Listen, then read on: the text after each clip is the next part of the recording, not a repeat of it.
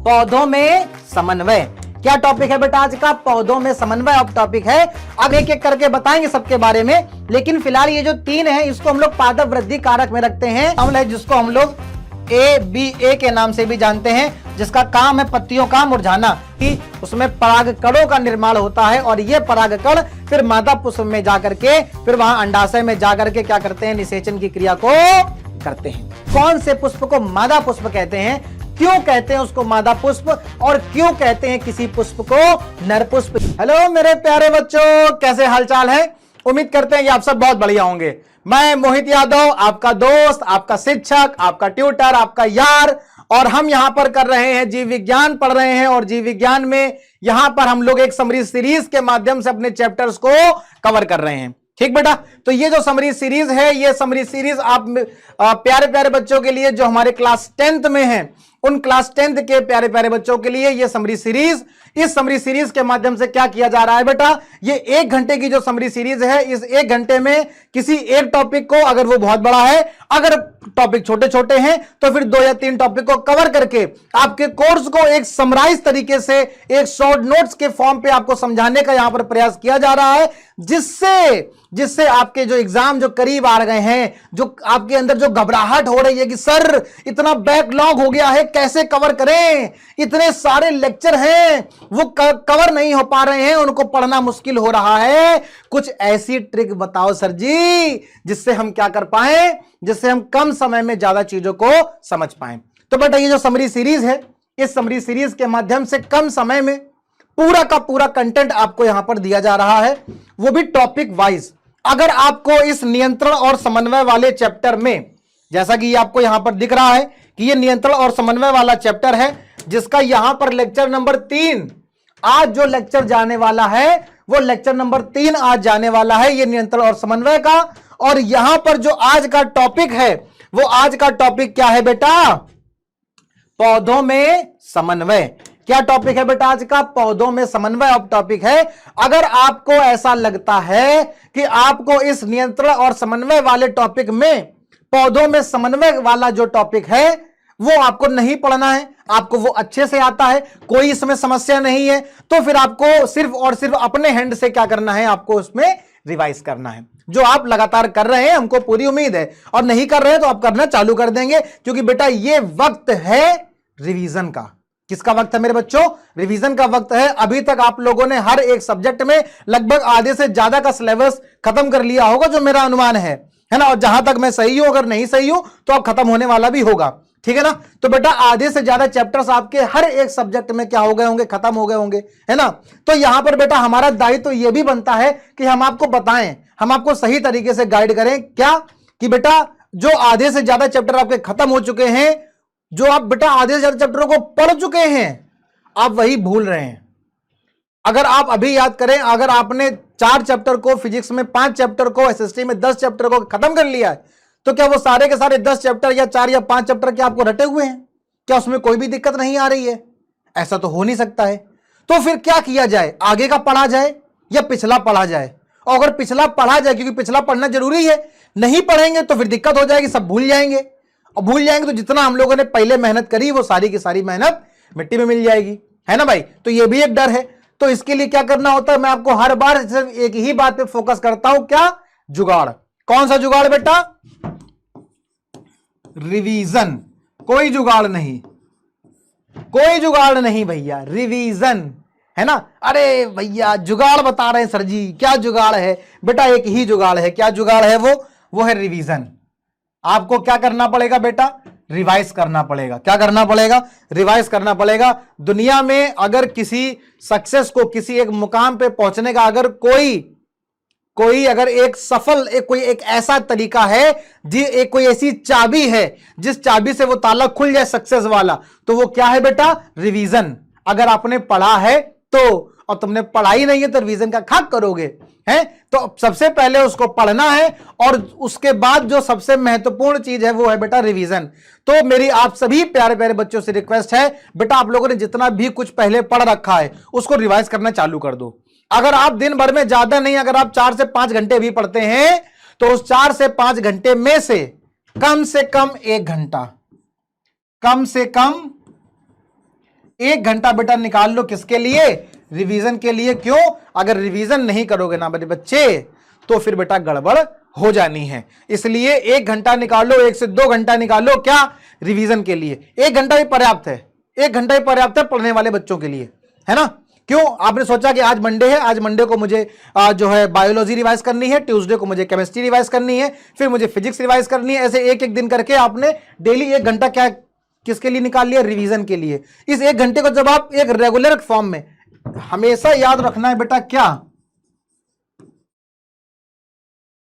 Regularity. क्या याद रखना है बेटा?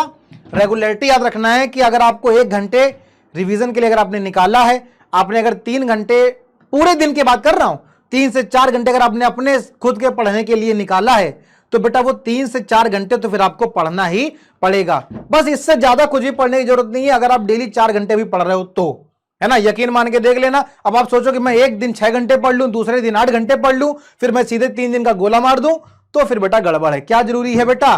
रेगुलरिटी बहुत जरूरी है, डिसिप्लिन पढ़ाई में बहुत जरूरी है ना? तो ये जो समरी सीरीज है जिसके बारे में मैं आपको बता रहा था कि बेटा इसमें जो भी चैप्टर है उन चैप्टरों को टॉपिक वाइज दिया गया है। आपके यूट्यूब पे सारे के सारे लेक्चर अवेलेबल हैं, प्लेलिस्ट बकायदा बनी हुई है। अगर आपको लगता है कि आप पौधों में समन्वय आपको पढ़ना है तो सिर्फ आप यही वाला लेक्चर ओपन करिए, उसको फटाफट स्पीड बढ़ा करके फटाफट कुछ तरीके से रिवाइज कर लीजिए। पीडीएफ अवेलेबल रहती है, आराम से पीडीएफ को आप देख लीजिए। उसी से जो आपको लग रहा है कि नहीं ये मैं पॉइंट भूल जाऊंगा, उसको क्या कर लो, उसको अपने कॉपी में नोट डाउन कर लो और नोट डाउन करके शॉर्ट नोट्स बना लो। अगर आपको लगता है नहीं आपको ये चैप्टर आता है, ये टॉपिक आपको आता है, आपको कोई और टॉपिक पढ़ना है, आपको जंतुओं में हार्मोन्स पढ़ना है जो मैंने पढ़ाई नहीं अभी समरी सीरीज में, लेक्चर में तो पढ़ा चुका हूं, है ना? अगर आपको जो है मस्तिष्क के बारे में पढ़ना है तो आपने मस्तिष्क वाला लेक्चर ओपन कर लिया। तो इससे बड़ा आसानी क्या रहेगी? इससे आसानी ये रहेगी कि टॉपिक वाइज यहां पर समरी सीरीज के माध्यम से मैं आपको यहां पर लेक्चर दे रहा हूं, है ना? मेरे सारे जो जितने भी लेक्चर है सब टॉपिक वाइज हैं। जैसे जैव प्रक्रम जो पहला चैप्टर है ना, लाइफ प्रोसेस, उसमें मैंने कितने लेक्चर दिए? शायद 6 लेक्चर दिए मैंने। तो 6 लेक्चर आपके सारे टॉपिक वाइज, है ना? तो वहां पर आपको जिस टॉपिक को पढ़ना है, अगर आपको रेस्पिरेशन पढ़ना है तो रेस्पिरेशन वाला पढ़ लो, है ना? अगर आपको सर्कुलेशन पढ़ना है तो सर्कुलेशन पढ़ लो, परिसंचरण, है ना? अगर आपको किडनी के बारे में पढ़ना है, वृक्क के बारे में, तो उत्सर्जन वाला टॉपिक पढ़ लो। सारे के सारे जो है टॉपिक वाइज वहां पर लेक्चर दिए गए हैं, जिसको आप आसानी से क्या कर सकते हैं? पढ़ सकते हैं और अपने मार्क्स बहुत अच्छे से अच्छे ला सकते हैं। क्यों? क्योंकि कंटेंट की कोई भी कमी नहीं है, कंटेंट भरपूर दिया जा रहा है और ये आपको रिवीजन के लिए एक नया तरीका यहां पर अपनाया जा रहा है, जिससे आप आसानी से क्या कर सके बेटा? रिवाइज कर सके, चीजों को याद कर सके। ठीक, तो पौधों में समन्वय जब हम पढ़ते हैं बेटा, जब हम पौधों में समन्वय पढ़ेंगे तो हम क्या देखेंगे? यहां पर पौधों में समन्वय में हम देखेंगे पौधों की वृद्धि के बारे में। क्या देखेंगे बेटा? कि पौधों में वृद्धि किस तरह से हो रही है। ठीक है, तो वृद्धि जिसको हम लोग कहते हैं ग्रोथ, तो पौधों में बेटा ग्रोथ तो जरूरी है होना, है ना? किस तरीके से हो रही है, कौन कौन से कारण रिस्पॉन्सिबल हैं, कौन कौन से कारण उत्तरदायी है पौधों में वृद्धि के लिए, हम लोग ये देखेंगे। हमने आपको बताया था बेटा नियंत्रण और समन्वय वाले चैप्टर में सबसे ज्यादा महत्वपूर्ण रोल किस चीज का है बेटा? हार्मोन्स का है। किस चीज का है बेटा? हार्मोन्स का है।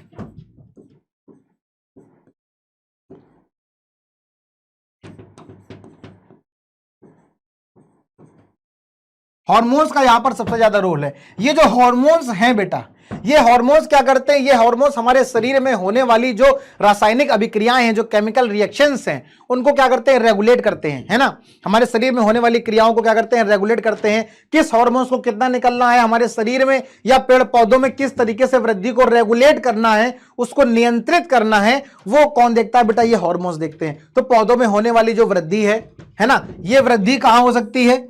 ये वृद्धि बेटा तने में हो सकती है, ये वृद्धि जड़ में हो सकती है।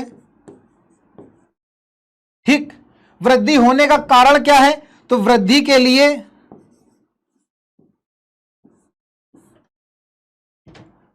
एक छोटा सा बेबी है, नन्ना मुन्ना सा, है ना? अभी जो छोटा सा बेबी है ये 4 साल बाद बड़ा हो गया, 8 साल बाद और बड़ा हो गया, 12-14 साल में तुम्हारी उम्र का हो गया। तो तुम आज से 12 साल पहले, 14 साल पहले, 16 साल पहले क्या थे? छोटे से बेबी थे। तो उस छोटे से बेबी से एक बड़े से जो है मनुष्य का निर्माण कैसे हो रहा है?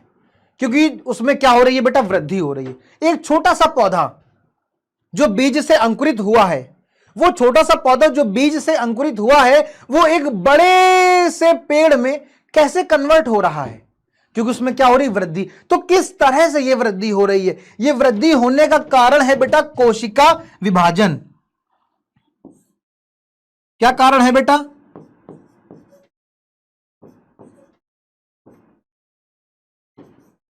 कोशिका विभाजन, जिसको हम लोग अंग्रेजी में कहते हैं सेल डिवीजन।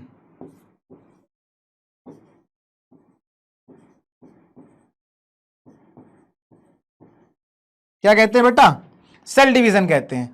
तो ये जो वृद्धि है जो सेल डिवीजन की वजह से हो रही है, जो कोशिका विभाजन की वजह से हो रही है, जिसको हम लोग समसूत्री और अर्धसूत्री विभाजन करके पढ़ते हैं दो अलग अलग फॉर्म में। तो ये कोशिका विभाजन किस तरह से हो रहा है, कौन सा हार्मोन्स इस कोशिका विभाजन के लिए जिम्मेदार है ना। और जैसा मैंने आपको बताया कि तने में वृद्धि हो या जड़ में वृद्धि हो, है ना, एक छोटा सा पौधा एक बड़े से जो है पेड़ में कन्वर्ट हो रहा है, पेड़ में परिवर्तित हो रहा है। तो ये जो बीज था, ये बीज किस तरह से अंकुरित हो रहा है, तो क्या हो रहा है बेटा, बीजों में अंकुरण हो रहा है। क्या हो रहा है,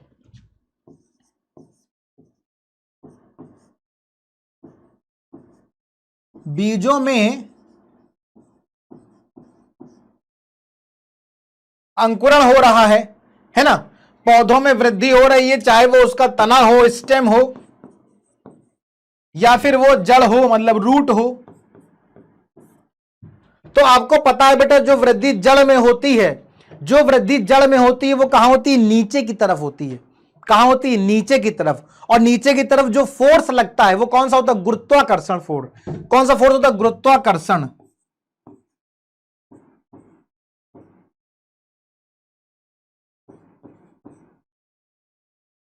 तो ये जो रूट में, जो जड़ में बेटा वृद्धि हो रही है, वो किसकी तरफ हो रही है, वो गुरुत्वाकर्षण की तरफ हो रही है ना, जिसको हम लोग क्या कहते हैं, जियोट्रॉपिज्म कहते हैं।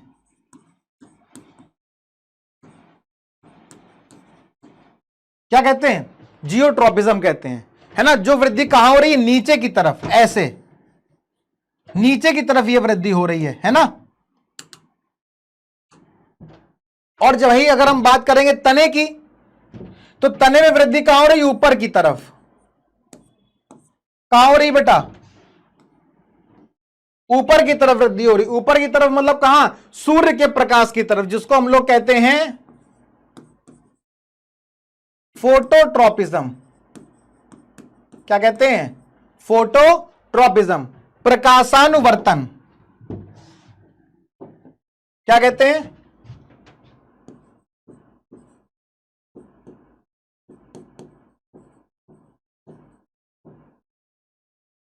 प्रकाशानुवर्तन। तो जो बेटा वृद्धि, जो तने में जो वृद्धि हो रही है वो प्रकाश की तरफ हो रही है। जो स्टेम में वृद्धि हो रही कहां हो रही है, वो प्रकाश की तरफ हो रही है, ऊपर की तरफ हो रही है, क्योंकि सूरज कहां है बेटा, ऊपर की तरफ है। प्रकाश कहां है, ऊपर की तरफ है। तो जो तने में वृद्धि होती है वो ऊपर की तरफ होती है, जिसको क्या कहते हैं, फोटोट्रॉपिज्म कहते हैं, प्रकाशानुवर्तन कहते हैं। जबकि जड़ में जो वृद्धि हो रही है, रूट में जो वृद्धि हो रही है, वो नीचे की तरफ हो रही है, जहां पर गुरुत्वाकर्षण लगता है। तो इसको क्या कहते हैं, इसको जियोट्रॉपिज्म कहते हैं। क्या कहते हैं बेटा, इसको जियोट्रॉपिज्म कहते हैं।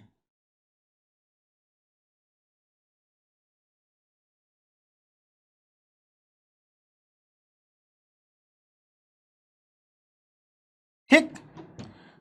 तो ये जो जियोट्रॉपिज्म है, ये कहां वृद्धि हो रही, नीचे की तरफ हो रही। कहां हो रही है, नीचे की तरफ हो रही है वृद्धि। ठीक है। तो ये हो गया पौधों में वृद्धि। और ये वृद्धि का कारण क्या है बेटा, कारण है कोशिका विभाजन। क्या कारण है, कोशिका विभाजन। ठीक। और क्या हो रहा है, बीजों में अंकुरण हो रहा है। क्या हो रहा है, बीजों में अंकुरण हो रहा है। ठीक है। इसके अलावा क्या हो रहा है, पत्तियां मुरझा रही हैं। क्या हो रहा है, पत्तियों का मुरझाना, पत्तियों का मुरझाना।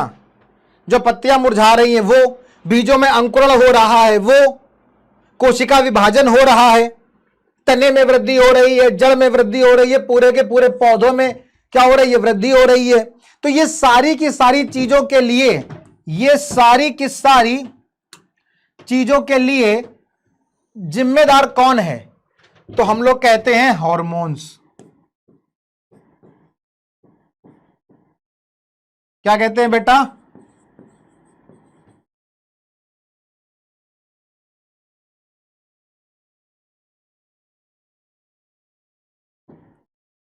हॉर्मोन्स कहते हैं। और ये हॉर्मोन्स कहां पाए जाते हैं? पौधों में। तो इसलिए इनको हम लोग पादप हार्मोन्स कहते हैं। क्या कहते हैं? पादप हार्मोन्स।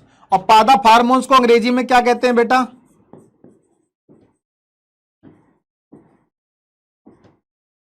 फाइटो हार्मोन कहते हैं। अंग्रेजी में क्या कहते हैं? फाइटो हार्मोन्स कहते हैं, हिंदी में फाइटो हार्मोन्स कहते हैं। ये हार्मोन्स कहां पाए जाते हैं? पेड़ पौधों में, इसलिए इसको क्या कह दिया गया? पादप हार्मोन्स कह दिया गया। ये जो पादप हार्मोन्स है ना, ये पौधों में समन्वय मतलब कोऑर्डिनेशन का काम करते हैं कि पौधों में कितनी लंबाई होनी चाहिए। समन्वय का मतलब क्या है बेटा?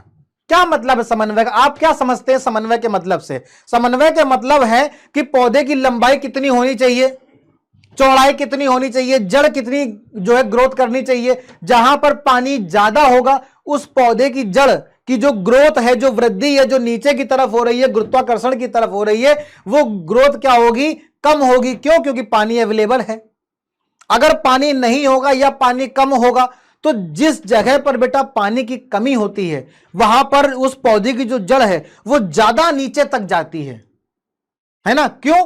पानी की खोज में, है ना? क्योंकि पानी मिल नहीं रहा है तो वो ग्रोथ करती है। इसी तरीके से वो बच्चे जो बड़ी मेहनत से पढ़ाई को कर रहे हैं, बहुत मेहनत लग रही है पढ़ने में, बड़ी समस्या आ रही है पढ़ने में, है ना? ये नहीं कि बढ़िया आराम से एसी लगा हुआ, आराम से मस्त होकर के चिल होकर के पढ़ाई हो रही है, मर्जी है तो पढ़ेंगे, नहीं तो बढ़िया एसी में आराम से हवा खाएंगे, सो जाएंगे, बढ़िया खाने को मिल रहा है, सारी सुख सुविधाएं मिल रही हैं। मैं ऐसा नहीं कहता कि वो बच्चे ग्रोथ नहीं करते हैं, करते हैं, लेकिन जो सक्सेस रेट है ना ग्रोथ का, वो पता है क्या है? वो ये है कि जिन बच्चों को मेहनत ज्यादा पड़ती है, जिन बच्चों को सुख सुविधाएं कम मिलती हैं, वो बच्चे ज्यादा तरक्की करते हैं। यहां देखा ना आपने कि अगर पानी नहीं है या पानी की कमी है तो वो जड़ ज्यादा वृद्धि कर रही है, ज्यादा ग्रोथ कर रही है, जमीन में अंदर तक ज्यादा जा रही है। क्यों? पानी की तलाश में। तो वृद्धि क्या हो रही है? ज्यादा। लेकिन अगर उसको पानी मिल गया, आपको सारी सुख सुविधाएं आसानी से मिल गई, तो फिर वहां पे क्या होता है कि वहां पे सक्सेस रेट बहुत कम हो जाता है। क्या करना है वृद्धि करके? सब कुछ तो मिल ही रहा है, पैसा है, सब कुछ है, सारी सुख सुविधाएं हैं, क्या करना है मेहनत करके? तो वहां मेहनत करने में मन नहीं लगता है या कम लगता है। लेकिन वो बच्चे, जो हमारे बच्चे जिनको सुख सुविधाएं नहीं मिल पाती हैं, वो ज्यादा मेहनत करते हैं। क्यों? क्योंकि उनको सक्सेस होना है। यही जीवन हमेशा नहीं देखना है, आगे भी बढ़ना है। और आगे कैसे बढ़ना है? किस दम पे आगे बढ़ेंगे? मेहनत करके। किस दम पे आगे बढ़ेंगे बेटा? मेहनत करके। तो मेहनत करके आप सिर्फ और सिर्फ मेहनत करके, आप पढ़ाई करके क्या कर सकते हैं? जीवन में किसी भी मुकाम को आप हासिल कर सकते हैं। नहीं तो आजमा करके देख लेना, आजमा करके देख लेना। सिर्फ और सिर्फ पढ़ाई, एजुकेशन, ये पढ़ाई एक ऐसी फील्ड है बेटा कि इस पढ़ाई को पढ़ने के लिए, जो है इसको करने के लिए कोई बहुत ज्यादा पैसे की जरूरत भी नहीं होती है, कोई बहुत ज्यादा पैसे की जरूरत नहीं होती है। और क्या कर सकते हैं आप? आसानी से ग्रोथ कर सकते हैं। बस आपको एक काम करना पड़ेगा, क्या? मेहनत।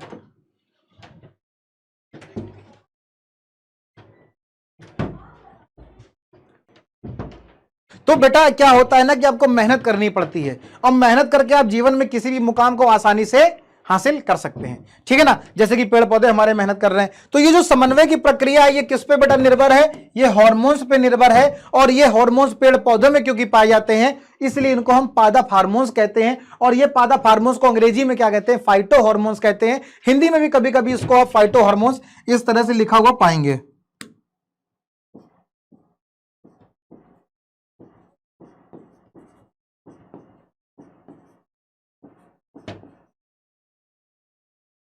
अब बात यह आती है कि भैया ये जो हार्मोन्स हैं, जो हमारे पेड़ पौधों में पाए जाते हैं, पेड़ पौधों की वृद्धि के लिए, तने की वृद्धि के लिए, जड़ की वृद्धि के लिए, पूरे के पूरे जो है कोशिकाओं की लंबाई की वृद्धि के लिए, या फिर बीजों में अंकुरण के लिए, या कोशिका विभाजन के लिए, या पत्तियों के मुरझाने के लिए जो हार्मोन्स जिम्मेदार हैं, वो हॉर्मोन्स कौन है, कितने तरह के होते हैं, तो उसको हम लोग देखेंगे आगे चल करके।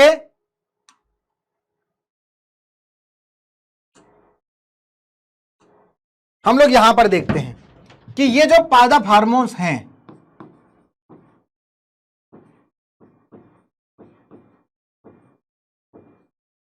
ये जो पादप हार्मोन्स हैं बेटा, ये पादप हार्मोन्स कितने तरह के हो सकते हैं, 5।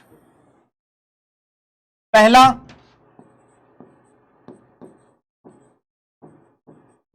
ऑक्सिन, पहला ऑक्सिन, दूसरा जिब्रेलिन,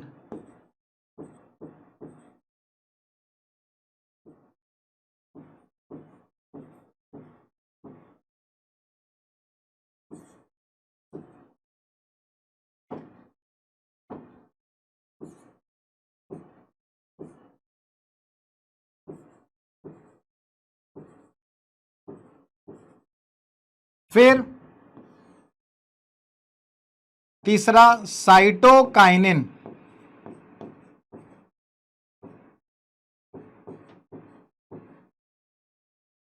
साइटोकाइनिन,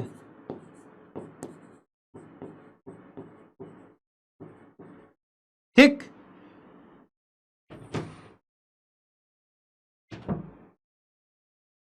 चौथा एथिलीन,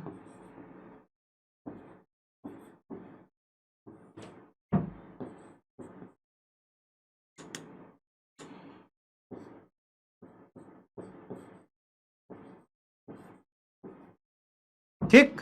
पांचवा एब्सिसिक अम्ल,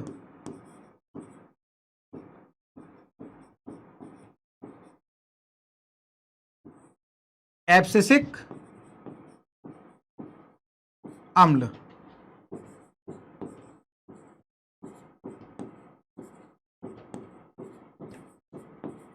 एब्सिसिक एसिड। इसको हम लोग शॉर्ट फॉर्म में ए भी लिखते हैं। क्या लिखते हैं, ए। ठीक है बेटा। तो कितने तरह के आपको पादप हार्मोन्स पढ़ने हैं, पहला आपको पढ़ना है बेटा ऑक्सिन, फिर आपको पढ़ना है जिब्रेलिन, फिर हम लोग पढ़ेंगे बेटा साइटोकाइनिन, फिर हम लोग पढ़ेंगे एथिलीन, और फिर हम लोग पढ़ेंगे एब्सिसिक अम्ल। तो ये जो 5 तरह के हार्मोन्स हैं बेटा, इसकी चर्चा हम लोग आज करने वाले हैं। ये जो 5 तरह के हार्मोन्स हैं, जिसको हम लोग क्या कहते हैं, जिसको हम लोग पादप हार्मोन्स कहते हैं।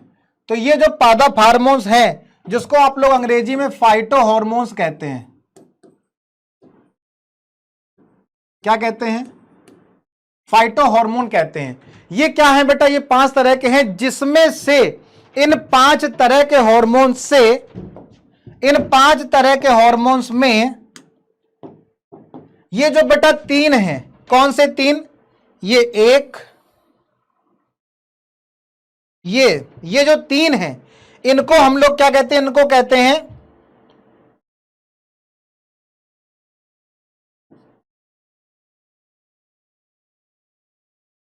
पादप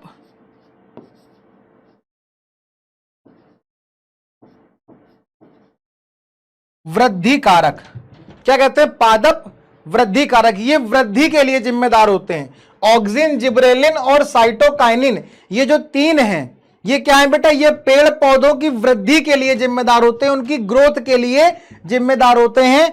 चाहे वो जो है कोशिकाओं की लंबाई हो, या तने की लंबाई हो, या कोशिका विभाजन के माध्यम से पौधों की वृद्धि करना हो। अभी हम एक एक करके बताएंगे सबके बारे में, लेकिन फिलहाल ये जो 3 हैं, इसको हम लोग पादप वृद्धि कारक में रखते हैं। ये क्या करते हैं, प्लांट की, पेड़ की ग्रोथ, वृद्धि के लिए जिम्मेदार होते हैं। वहीं ये जो 2 हैं, एथाइलिन और एब्सिसिक अम्ल, ये जो 2 हैं, ये क्या है, ये पेड़ पौधों की वृद्धि को रोकते हैं। जैसे कि पेड़ पौधों में पत्तियों का जो मुरझाना है, जो पत्तियां मुरझा जाती हैं, मुरझा करके गिर जाती हैं, पीली पड़ जाती हैं, वो किसकी वजह से होता है, एब्सिसिक अम्ल की वजह से होता है। तो इसको हम लोग बोलते हैं पादप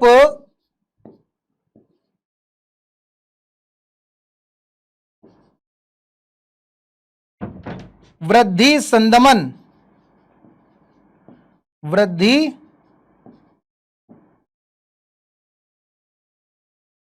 संदमन मतलब वृद्धि को रोक देंगे, मतलब कि क्या हो गया, प्लांट ग्रोथ रेगुलेटर है। ये क्या है, ग्रोथ रेगुलेटर, ग्रोथ को रोक देते हैं, ग्रोथ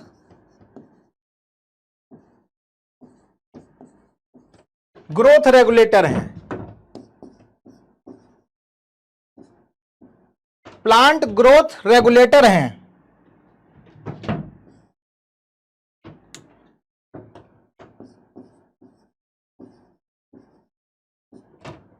और ये क्या है, ये प्लांट ग्रोथ प्रमोटर हैं।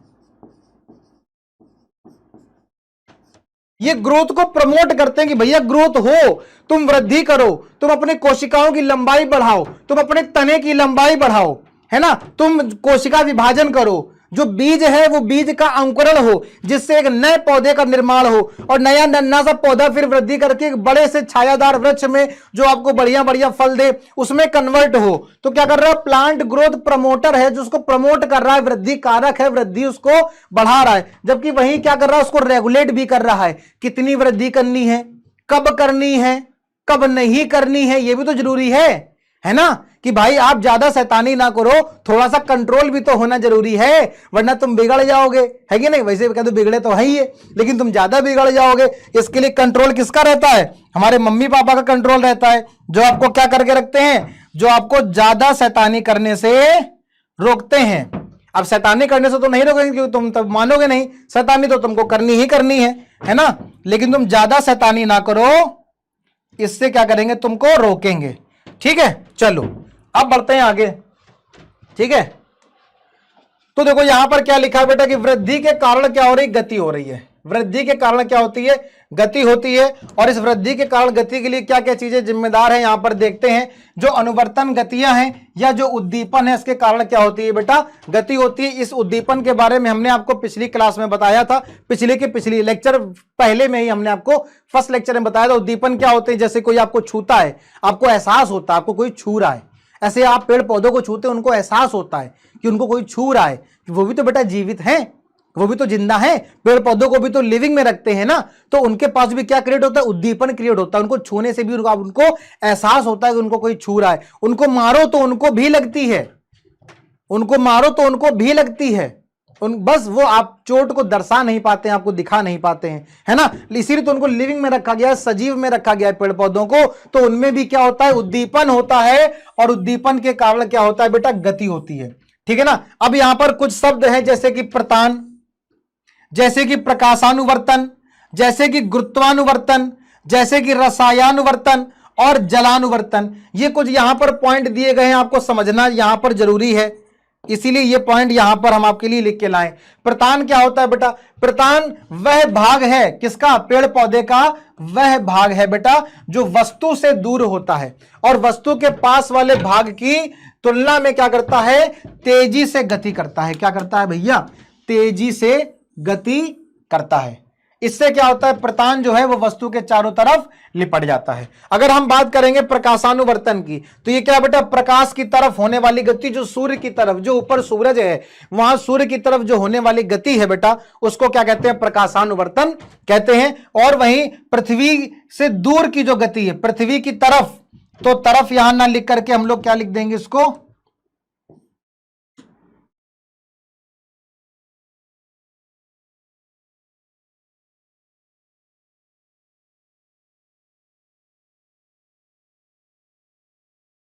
पृथ्वी से दूर,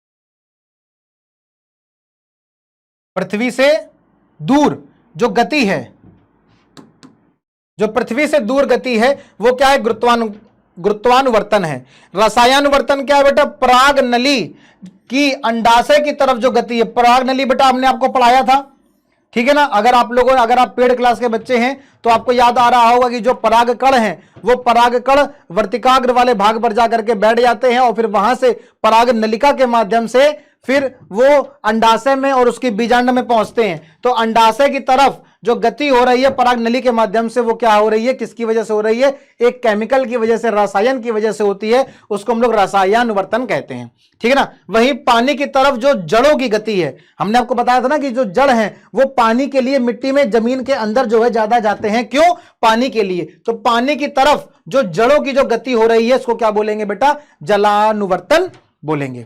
क्लियर है बेटा? यहां पर आपके सारे पॉइंट क्लियर हो गए होंगे। हम बात कर रहे थे बेटा पादप हार्मोन्स की। हमने आपको बताया था पादप हार्मोन्स के बारे में। तो हमने आपको बताया था कि एक होता है बेटा वृद्धि कारक होते हैं जो वृद्धि के लिए जिम्मेदार होते हैं। वहीं बेटा एक वृद्धि रोधक होते हैं। क्या होते हैं? वृद्धि रोधक होते हैं, जो वृद्धि को रोक देते हैं। क्या कर देते हैं? वृद्धि को रोक देते हैं। तो जो वृद्धि को रोकेंगे वो वृद्धि रोधक हो गए, और जो वृद्धि के लिए जिम्मेदार हैं वो वृद्धि कारक हो गए। हो गए कि नहीं हो गए? बिल्कुल हो गए। अब जो वृद्धि कारक है वो कितने हैं? 3। पहला है ऑक्सिन, दूसरा है जिब्रेलिन, और बेटा तीसरा है साइटोकाइनिन।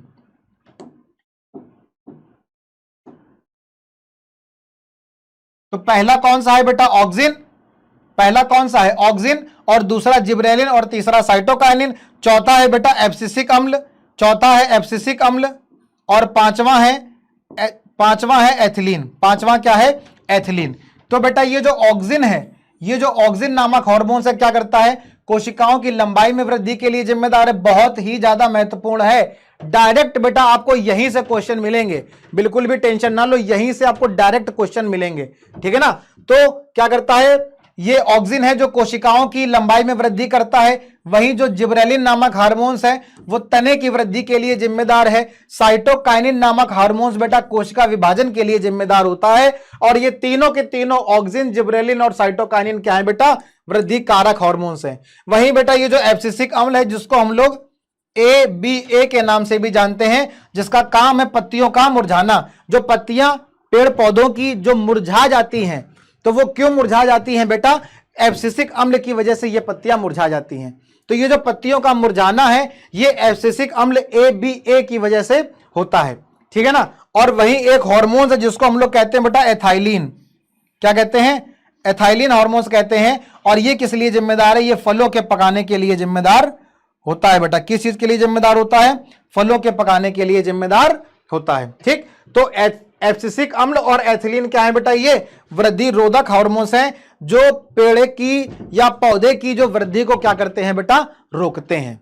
ठीक। तो आई होप यहां तक आपको सारे पॉइंट क्लियर हो गए होंगे। हमने आपको बताया कि पौधों में समन्वय किस वजह से होता है, समन्वय क्या है, और यह समन्वय क्यों होता है बेटा? हार्मोन्स की वजह से होता है। हम लोगों ने हार्मोन्स की चर्चा करी तो हमने आपको बताया कि 2 तरह के हार्मोन्स होते हैं। एक वो जो पौधे की वृद्धि के लिए जिम्मेदार होते हैं, और दूसरे वो जो पौधे की वृद्धि को रोकते हैं, उसको कंट्रोल करते हैं। जैसे आपके माँ बाप आपको क्या करते हैं बेटा? कंट्रोल करते हैं कि आप ज्यादा शैतानी ना करो, या जहां आप गलतियां कर रहे हो वहां पर आपको बताते हैं कि नहीं बेटा ये सही है और ये गलत है। जैसे हम आपको बताते हैं बेटा आपको क्या पढ़ना है, क्या नहीं पढ़ना है, कितना पढ़ना है, किस तरह से पढ़ना है। तो ये सारी की सारी चीजें जरूरी होती हैं। इसी तरीके से हार्मोन्स भी 2 तरह के, एक वृद्धि कारक हैं और एक वृद्धि रोधक हैं। जो वृद्धि कारक हैं वो 3 हैं, ऑक्सिन, जिब्रेलिन और साइटोकाइनिन। जो वृद्धि कारक हैं वो 2 हैं, एक एथाइलिन है और एक एब्सिसिक अम्ल है। अब इनके बारे में हम लोग एक एक करके जब चर्चा करेंगे तो हम सबसे पहले पाएंगे बेटा ऑक्सिन को। सबसे पहले हम किसकी बात करेंगे बेटा? ऑक्सिन की बात करेंगे। ऑक्सिन जो बेटा हार्मोन्स है ना, ये हार्मोन्स का निर्माण कहां होता है? तो ये जो ऑक्सिन नामक हार्मोन्स है इसका निर्माण पौधे के ऊपरी भाग में होता है। याद रखेंगे बेटा ये शब्द, पौधे के अग्र भाग में या पौधे के ऊपरी भाग में होता है। अभी समझो आप मान लो यहां पर कोई पेड़ है, ठीक है ना, ठीक है, ये कोई पेड़ है और यहां पर, ठीक, अभी यहां पे सूर्य है, यहां पे क्या है?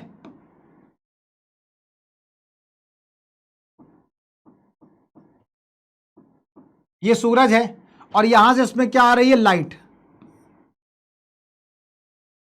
क्या आ रही है बेटा? यहां पर इसमें लाइट आ रही है। तो अब ये पेड़ किस तरफ वृद्धि करेगा बेटा? सूर्य की तरफ। इसकी जो वृद्धि है, वो किस तरफ होगी बेटा? सूर्य की तरफ, प्रकाश की ओर वृद्धि होती है। ठीक है ना। तो पौधे के ऊपरी भाग में निकलता है और तने में ध्यान रखना बेटा, तने में जिस ओर ऑक्सीजन की अधिकता होती है उस ओर अधिक वृद्धि होती है। ठीक, तो किस तरफ अधिक वृद्धि होगी बेटा? सूर्य की तरफ अधिक वृद्धि होगी, क्योंकि ये प्रकाशानुवर्तन होते हैं। कैसे होते हैं बेटा? ये कैसे होते हैं?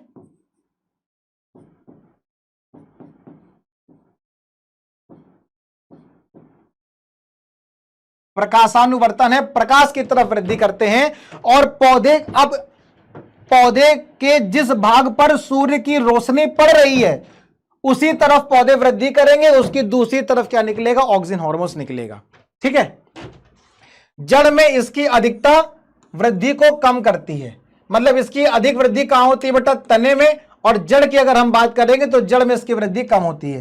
ठीक है, ये क्या करेगा बेटा? अगला पॉइंट, ये कोशिका विभाजन को भी क्या करता है? कोशिका विभाजन को, विभेदन को और बढ़ाव को, इन सभी को क्या करता है? प्रेरित करता है। क्या करता है?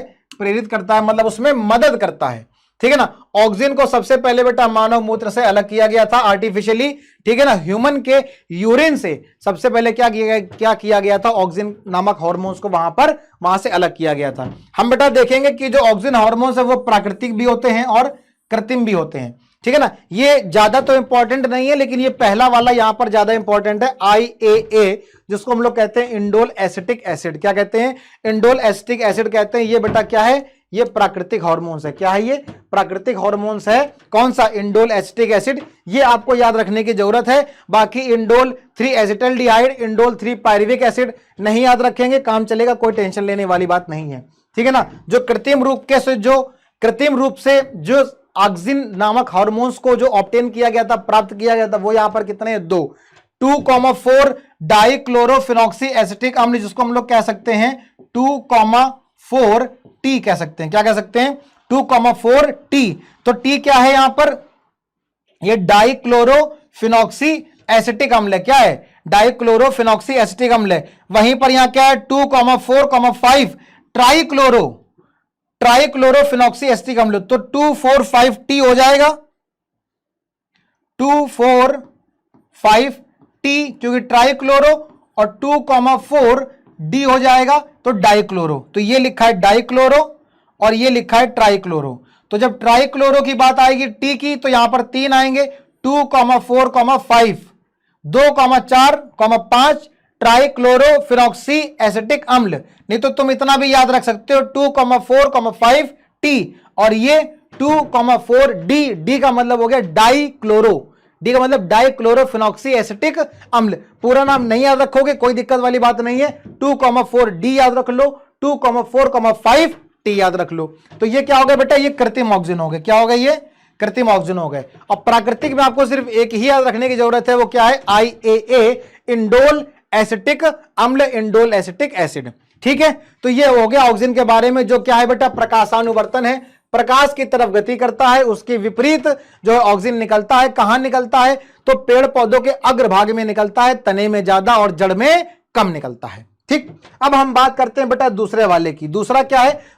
अभी हम बात कर लेते हैं पहले ऑक्सीजन के कार्य की। भैया इसके कार्य भी तो जरूरी है। सबसे जरूरी क्या है? ऑक्सीजन के कार्य। जब हम इसके कार्य की बात करेंगे बेटा, तो पहला क्या है? ऑक्सीजन के कारण ही पौधों में क्या होती है बेटा? शीर्ष प्रमुखता क्या आती है? क्योंकि ऊपर की तरफ तने में ज्यादा निकल रहा है ना, तने में ज्यादा निकल रहा है उसके अग्रभाग में, तो शीर्ष प्रमुखता आती है, शीर्ष की तरफ ज्यादा वृद्धि करते हैं। तथा पार्श्व कच्छी कलिकाओं की वृद्धि क्या हो जाती है? रुक जाती है। पार्श्व का मतलब हो गया अगल बगल। पार्श्व का मतलब क्या हो गया? अगल बगल। जैसे ये हम है तो ये सीधा हो गया, ये जो है तना हो गया, ये ऊपर की तरफ क्या हो रहा है? वृद्धि करता चला जा रहा है। तो ये हो गई शीर्ष प्रमुखता। और हमारे हाथ क्या है? ये पार्श्व हैं। क्या है? ये पार्श्व है, अगल बगल में निकल रहे हैं, तो इनकी वृद्धि क्या हो जाती है? रुक जाती है। तो सीधे वृद्धि होती है ऊपर की तरफ, है ना, सीधे वृद्धि होती है। पार्श्व कलिकाओं की वृद्धि क्या होती है? रुक जाती है। ठीक। वहीं दूसरे पॉइंट में देखेंगे, क्या देखेंगे कि जो पत्तियों क्या विगलन मतलब पत्तियों का गिरना, तो विगलन को रोकता है। क्या करता है? रोकता है। पत्तियों का मुरझाना, जब पत्तियां मुरझाएंगी तो मुरझा करके पत्तियां गिरेंगी। तो पत्तियां जब मुरझाएंगी तो वो किसकी वजह से? तो हमने आपको बताया था ABA, एब्सिसिक अम्ल, एब्सिसिक एसिड, जिसको हम लोग ABA के नाम से जानते हैं, वो जिम्मेदार होता है। तो ABA क्या कर रहा है? पत्तियों को मुरझा रहा है, मुरझाने के लिए प्रेरित कर रहा है। और वहीं ये ऑक्सिन क्या कर रहा है, पत्तियों के विगलन को रोकता है, ये उसको रोक रहा है। ये कह रहा भैया पत्तियां मुरझाओ नहीं, क्योंकि तुम मुरझा जाओगे तो फिर हम वृद्धि कैसे करेंगे, तो पत्तियों के मुरझाने को रोकता है। ठीक, वहीं जब हम आगे बात करेंगे तीसरे पॉइंट की, तो कह रहा खरपतवारों को मारने के लिए भी हम लोग ऑक्सिन का प्रयोग करते हैं। और ऑक्सिन कौन सा है बेटा, 2,4-D। याद आया, याद आया 2,4-D और 2,4,5-T। याद आया, आया, ये देखो 2,4-D 2,4,5-T।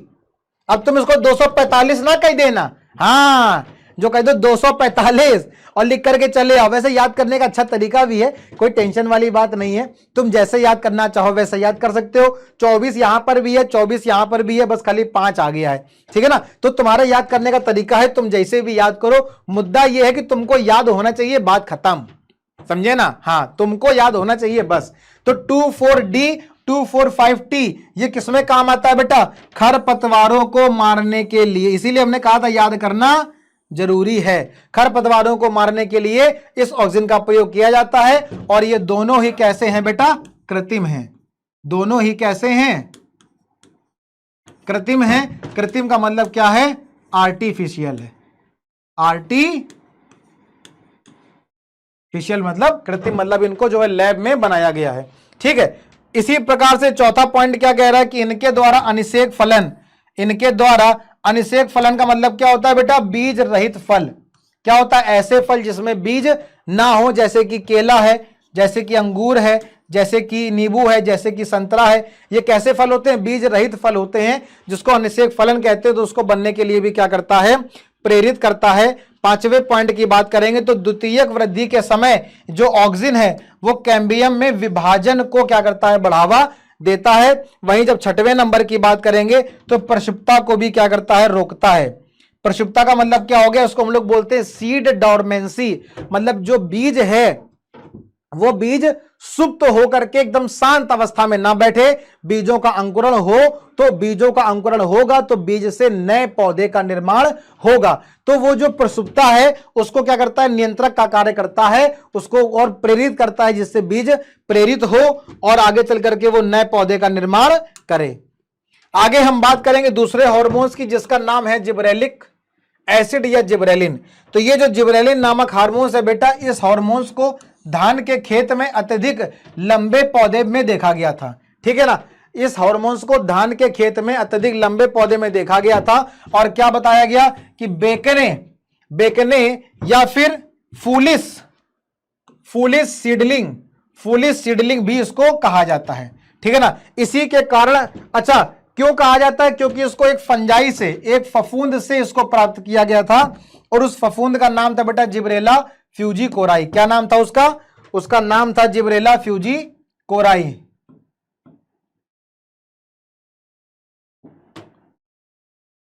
क्या नाम था बेटा उसका, जिब्रेला फ्यूजिकोराई नामक जो फंजाई है, जो फफूंद है, इस फफूंद से इस हार्मोन्स को प्राप्त किया गया था।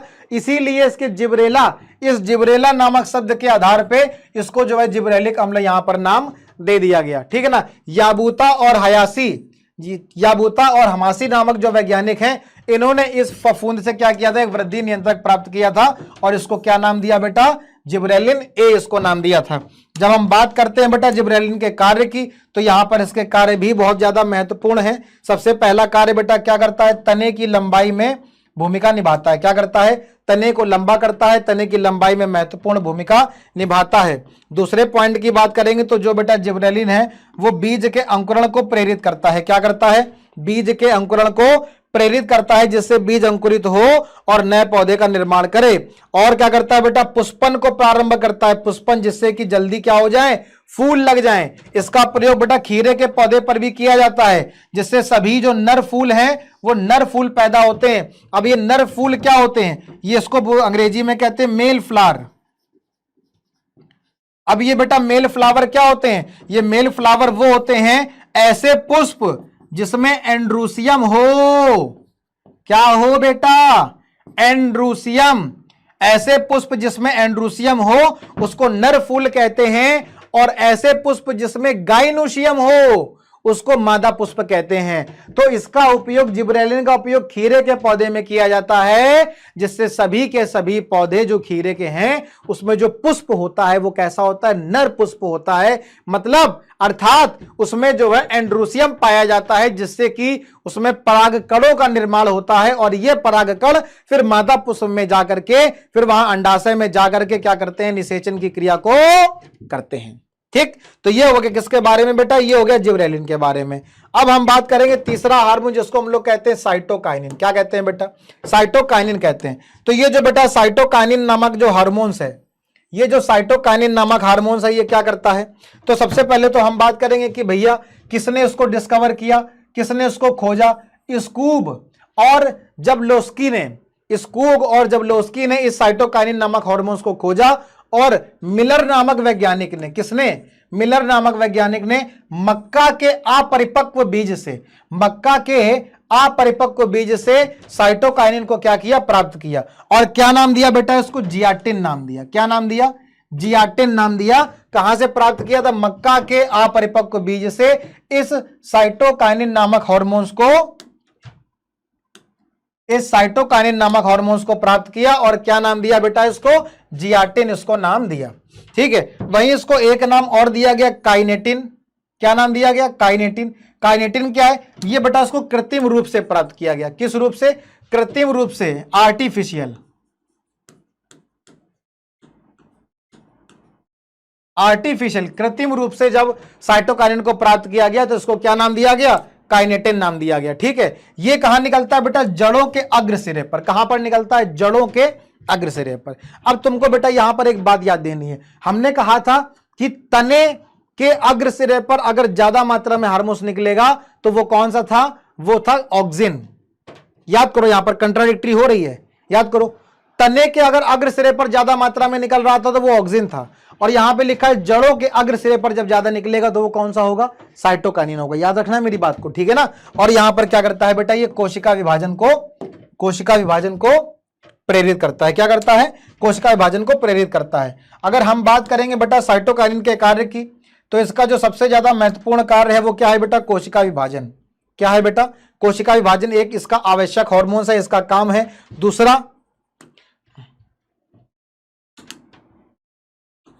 दूसरा जो साइटोकाइनिन है वो ऑक्सिन की उपस्थिति में, मतलब ये साइटोकाइनिन ऑक्सिन के साथ मिल करके क्या करता है, कोशिका विभाजन तो करता ही है, साथ में विकास में योगदान देता है। मतलब कि भाई बहन दोनों मिल गए तो बढ़िया समावेशी विकास हो गया, आराम से बढ़िया सारे काम भी हो जाते हैं, पढ़ाई लिखाई भी सब हो जाती है, कोई किसी प्रकार की दिक्कत नहीं होती है ना। और अगर भाई बहन में लड़ाई हो गई तो फिर बड़ी टेंशन हो जाती है ना। हालांकि भाई बहन तो हमेशा लड़ते रहते हैं, उनका तो धर्म है, उनका तो कर्म है क्या, लड़ना है कि नहीं। तो साइटोकाइनिन क्या है, ऑक्सिन के साथ मिलकर के क्या करता है, कोशिका विभाजन और विकास में महत्वपूर्ण भूमिका निभाता है। वहीं जो सबसे महत्वपूर्ण बेटा इसका काम है वो क्या है, आरएनए और प्रोटीन को बनाने में मदद करना। आरएनए एवं प्रोटीन बनने में क्या करता है, मदद करता है। और इसके द्वारा शीर्ष प्रमुखता की समाप्ति तथा पार्श्व वृद्धि होती है। शीर्ष प्रमुखता की समाप्ति हो जाती है। शीर्ष प्रमुखता कौन करा रहा था, शीर्ष प्रमुखता के लिए जिम्मेदार कौन था, ऑक्सिन।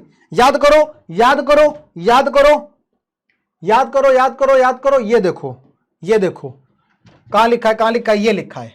क्या लिखा है, शीर्ष प्रमुखता। तो शीर्ष प्रमुखता के लिए जिम्मेदार कौन है, ऑक्सिन। लेकिन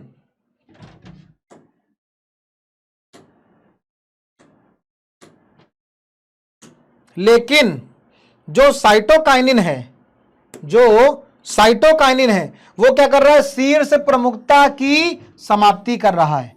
मतलब साइटोकाइनिन शीर्ष प्रमुखता को रोक देता है और पार्श्व वृद्धि करता है। जैसे कि हमारे हाथ हैं वो पार्श्व हैं, तो ऑक्सिन के ज्यादा छिड़काव से पार्श्व वृद्धि रुक रही थी, शीर्ष प्रमुखता हो रही थी। लेकिन अगर तुमने साइटोकाइनिन का छिड़काव ज्यादा कर दिया तो शीर्ष प्रमुखता रुक जाएगी और पार्श्व में वृद्धि होने लगेगी। जैसे कि एज तक ही लंबाई बढ़ती है, आपको पता है कि एक उम्र है, उस उम्र तक ही प्रॉपर क्या होता है, लंबाई बढ़ती है। और जब एक उम्र के बाद लंबाई बढ़ना बंद हो जाती है तो फिर क्या बढ़ती है, फिर चौड़ाई बढ़ने लगती है ना। जैसे मेरी लंबाई बढ़ना बंद हो गई है तो हम कहां, अब मेरी चौड़ाई बढ़ रही है। भाई कुछ ना कुछ तो बढ़ेगा ही ना जीवन में, या तो लंबाई बढ़ती रहे। अब लंबाई जब बढ़ना बंद हो जाएगी तो फिर तुम चौड़े हो तो फैलना चालू कर जाओगे, है कि नहीं।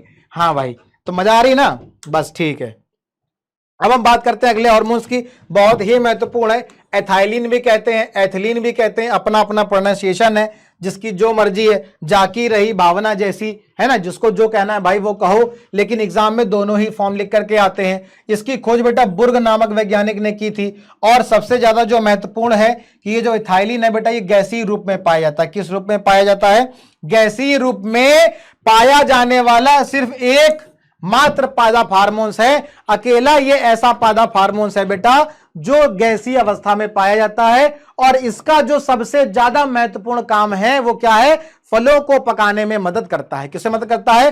फलों को पकाने में मदद करता है। गैसीय रूप में पाया जाने वाला एकमात्र अकेला हार्मोन्स है जिसका प्रयोग फलों को कृत्रिम रूप से पकाने में किया जाता है। जब हम बात करते हैं बेटा इथाइलिन के कार्य की, जब हम बात करते हैं इथाइलिन के कार्य की, तो हमने आपको बताया इसका सबसे महत्वपूर्ण कार्य क्या है? फलों को पकाने वाला हार्मोन्स होता है। तने की लंबाई में भी जो है वृद्धि रोधक होता है। तने की लंबाई को रोक रहा है मेरे भाई, देखो ध्यान से, देखो ध्यान से, तने की लंबाई का वृद्धि रोधक है। मतलब तने की लंबाई कौन करा रहा था? कौन करा रहा था? जिबरेलिन। तने की लंबाई कौन करा रहा था? जिबरेलिन। लेकिन ये क्या है? वृद्धि रोधक। मैंने आपको पहले बताया था ना कि एथाइलिन और एब्सिसिक अम्ल दो क्या है? वृद्धि रोधक हार्मोन्स हैं। तो एथाइलिन क्योंकि वृद्धि रोधक है तो कौन सी वृद्धि को रोक रहा है? तने की लंबाई में जो वृद्धि हो रही थी उसको रोक रहा है। ठीक है, तो तने की लंबाई का वृद्धि रोधक है, तने के फूलने में सहायक होता है, लेकिन गुरुत्वाकर्षण जो गति है उसको भी क्या करता है? नष्ट कर देता है। मतलब जो जड़ की जो वृद्धि हो रही थी नीचे गुरुत्वाकर्षण की तरफ, नीचे की तरफ जो गुरुत्वानुवर्तन जो गति थी उसको क्या कर रहा है बेटा? नष्ट कर देता है, उसको रोक देता है। मतलब साइटोकाइनिन के प्रभाव को भी रोकता है। ठीक है ना। पत्तियों, फूलों एवं फलों के विगलन को तीव्र करता है।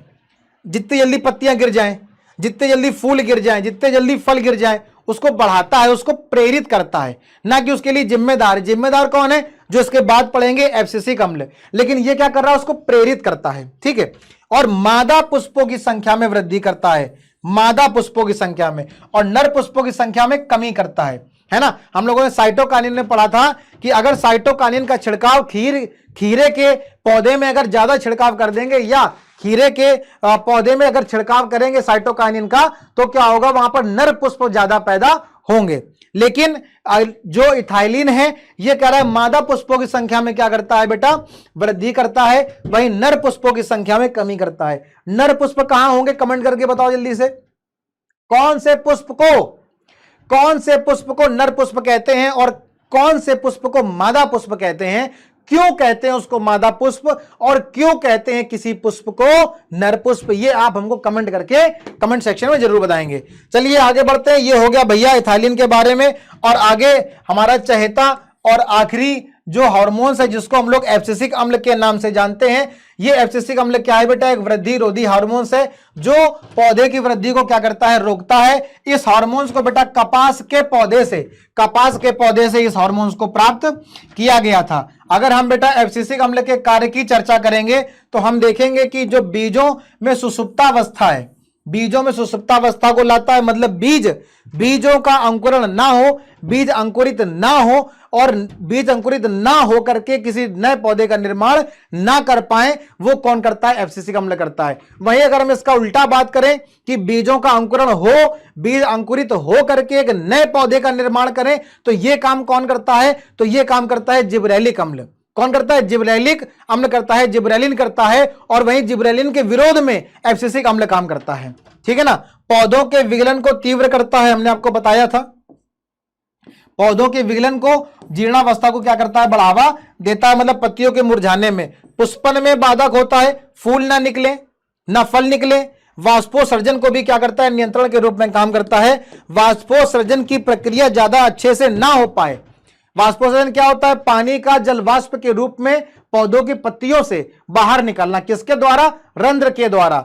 तो रंध्र मतलब जिसको हम लोग अंग्रेजी में स्टोमेटा कहते हैं। तो स्टोमेटा के माध्यम से, रंध्र के माध्यम से जो पानी है, जो जल है, वो जल वाष्प के रूप में पत्तियों से जब बाहर निकलता है तो उस प्रक्रिया को वाष्पोसर्जन कहते हैं। और वाष्पोसर्जन की प्रक्रिया को कम कौन करता है? एब्सिसिक अम्ल करता है। क्यों? क्योंकि ये रंध्र को बंद कर देता है। क्या करता है? स्टोमेटा को बंद कर देता है, रंध्र को बंद कर देता है, जिससे कि जिससे कि जो जल है वो जल वाष्प के रूप में ना निकल पाए और ये वाष्पोसर्जन की क्रिया ना हो पाए। ठीक है ना। यही बेटा एक महत्वपूर्ण हार्मोन्स है जिसके बारे में हम चर्चा करेंगे, जिसको फ्लोरिजेंस हार्मोन्स कहते हैं। क्या कहते हैं बेटा? फ्लोरिजेंस कहते हैं। बहुत ही ज्यादा महत्वपूर्ण है। ठीक है ना। इसकी चर्चा भी हम लोग आज करेंगे कि जो फ्लोरिजेंस है ये बेटा इसका संश्लेषण कहां होता है, ये कहां बनता है? पत्तियों में बनता है। कहां बनता है बेटा? पत्तियों में बनता है और फूलों के खिलने में मदद करता है। किसे मदद करता है बेटा? कि फूल खिल जाए। जैसे तुम्हारा चेहरा खिल जाता है जब तुम्हारे लेक्चर कंप्लीट हो जाते हैं, तुम्हारा कोर्स सारा कंप्लीट हो जाता है, तुम रिवीजन कर लेते हो और जब पेपर देने जाते हो तो तुम्हारे पेपर में बहुत अच्छे मार्क्स आते हैं। और जब तुम्हारे पेपर में बहुत अच्छे मार्क्स आते हैं, तुम्हारा पेपर बहुत अच्छे से होता है, तो तुम्हारा चेहरा खिल जाता है ना। तो वैसे ही ये यहां पर क्या होता है, पत्तियों पेड़ पौधों के जो फूल हैं वो फूल खिल जाते हैं। तो किसकी वजह से खिलते हैं? फ्लोरिजेंस नामक हार्मोन्स की वजह से फूल खिल जाते हैं। तो इसको हम लोग फूल खिलने वाला हार्मोन्स भी, फ्लावरिंग हार्मोन्स भी इसको हम लोग कहते हैं। ठीक है बेटा। ये एक हमने यहां पर टेबल आपके लिए बनाया, एक टेबल को समराइज किया है। किस लिए? आप लोग एक यहां पर ओवरव्यू देख लें कि बेटा पादप हार्मोन्स क्या है। तो ये वो रसायन है, पादप हार्मोन्स क्या है? ये वो केमिकल है। क्या है? केमिकल, वो रसायन है जो पौधों की वृद्धि, पौधों के विकास और उसकी अनुक्रिया का समन्वय करते हैं। ठीक है ना। यहां पर 4 हार्मोन्स लिखे हैं क्योंकि जो एथाइलिन है वो गैसीय हार्मोन्स है, इसलिए उसको नहीं लिखा है। बाकी 4 लिख दिए हैं, ऑक्सिन, जिब्रेलिन, साइटोकाइनिन और एब्सिसिक अम्ल। एथाइलिन कैसा है? वो गैसीय हार्मोन्स है, उसका काम क्या होता है? फलों को पकाना, उसको यहां पर नहीं लिखा है। ऑक्सिन शाखाओं के अग्रभाग में होता है, कोशिकाओं की लंबाई के लिए वृद्धि करता है और प्रकाशानुवर्तन में सहायक होता है। जबकि जो जिब्रेलिन हार्मोन्स है वो तने की वृद्धि में सहायक होता है। साइटोकाइनिन बेटा कोशिका विभाजन में सहायक होता है और फल एवं बीज में अधिक मात्रा में पाया जाता है। जो एब्सिसिक अम्ल ये वृद्धि संदमन होता है, वृद्धि को रोकता है, पत्तियों के मुरझाने में मदद करता है और इसको तनाव हार्मोन्स भी कहते हैं। ठीक है ना। तो ये एक टेबल आपको 2 मिनट में क्या कर देगी? समराइज कर देगी और आप सारे के सारे हार्मोन्स को यहां पर समझ लेंगे और उससे होने वाले कार्य को भी आप आसानी से यहां पर समझ लेंगे। रिवीजन की बात करेंगे बेटा, हम लोगों ने क्या पढ़ा? तो आज हम लोगों ने एक बहुत ही महत्वपूर्ण टॉपिक को पढ़ा है जिसको हम लोग पादप हार्मोन्स कहते हैं। क्या कहते हैं? पादप हार्मोन्स कहते हैं। इसको हम लोग फाइटो हार्मोन्स भी कहते हैं। क्या कहते हैं? फाइटो हार्मोन्स भी कहते हैं। ठीक है ना। कितने तरह के होते हैं भैया? तो 5 तरह के हार्मोन्स की चर्चा हम लोगों ने यहां पर करी है। कितने तरह के हार्मोन्स की चर्चा करी है? 5 तरह के हार्मोन्स की चर्चा करी है।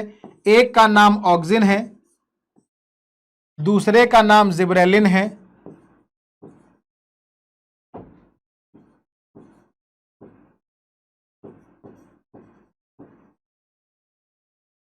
तीसरे का नाम साइटोकाइनिन है,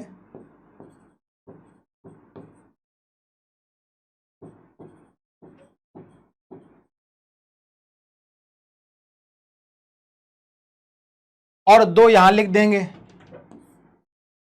एक क्या है? एथिलीन है और एक एब्सिसिक अम्ल है।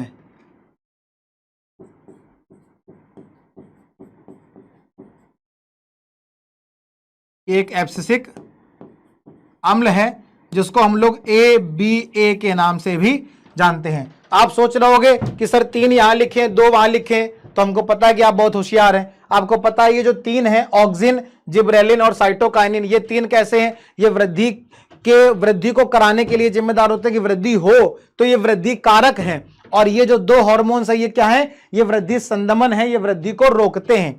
तो ये 2 वृद्धि को रोक रहे हैं और 3 वृद्धि को करा रहे हैं। सबके कार्य लिख दिए गए हैं, तो वहां पर आप आसानी से चीजों को समझ सकते हैं। होमवर्क की बात करेंगे बेटा, तो होमवर्क क्या है? तो होमवर्क आपका ये है कि आज आप लोगों ने इस नियंत्रण और समन्वय वाले चैप्टर का जो आज ये तीसरा लेक्चर है इसको आप लोगों ने पढ़ लिया है। तो हमने आपको बताया, हमेशा से एक बात हम आपको बताते हैं क्या, कि बेटा revision is the key of success. क्या?